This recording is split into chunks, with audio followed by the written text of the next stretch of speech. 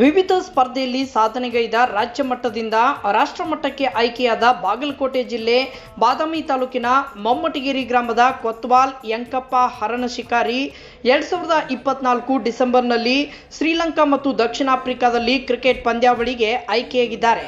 Para sitting cricket ಪಂದ್ಯಾವಳಿಯಲ್ಲಿ ಅವರು ಭಾಗವಹಿಸಲಿದ್ದಾರೆ. ಅಂಗವೈಕಲ್ಯತೆ ನಡುವೆಯೂ ಲಕ್ಷಾಂತರ ಜನರಿಗೆ ಸ್ಫೂರ್ತಿಯಾದ ತಮ್ಮ ಉತ್ಸಾಹವನ್ನು ಕಳೆದುಕೊಂಡಿಲ್ಲ. ಜೀವನದಲ್ಲಿ ಉತ್ಸಾಹವಿದ್ದರೆ ಯಾವುದೇ ಸಾಧನೆಯನ್ನು ಮಾಡಬಹುದು, ಯಾವುದೂ ಕೂಡ ಅಸಾಧ್ಯವಲ್ಲ ಎಂಬುದನ್ನು ಸಾಬೀತುಪಡಿಸಿದ್ದಾರೆ.